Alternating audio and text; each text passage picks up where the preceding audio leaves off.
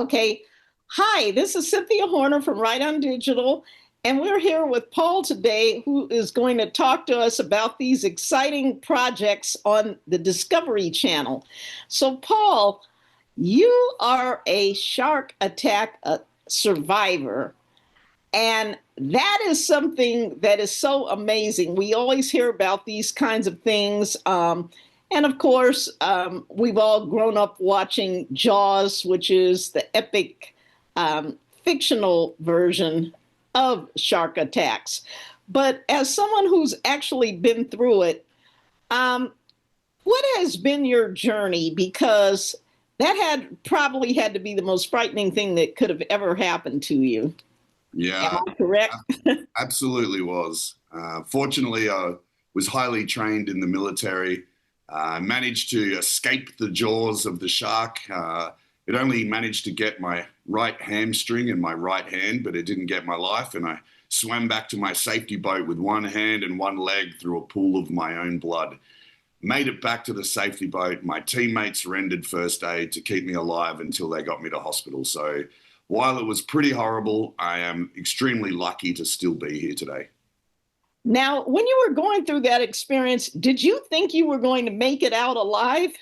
I did not. No, I was underwater in the jaws of a 10-foot bull shark, being thrashed around, drowning at the same time.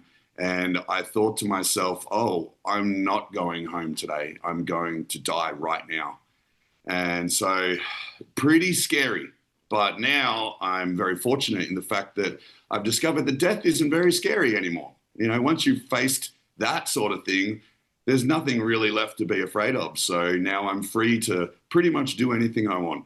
hmm Now, you talk about your journey a little bit as it's a focal point of one of the episodes. Now, what do you think that the viewers are going to find the most fascinating about what you went through? Well, I think they're going to think that I'm extremely stupid for doing what I'm doing.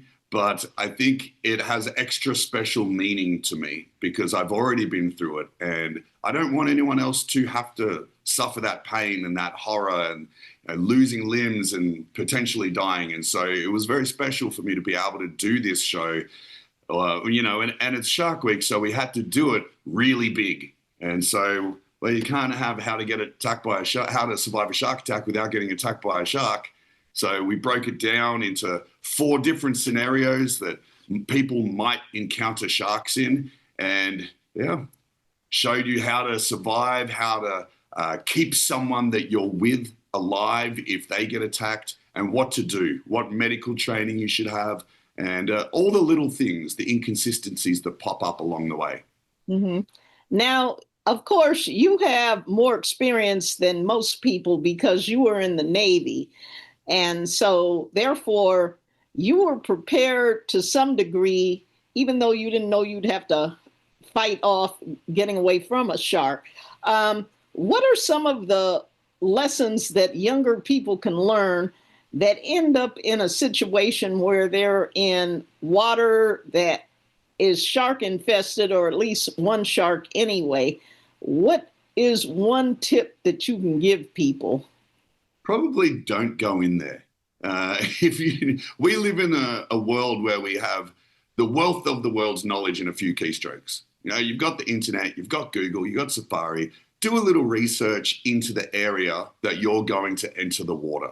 If there's been a lot of sharks sighted or even shark bites and shark attacks, maybe don't go in.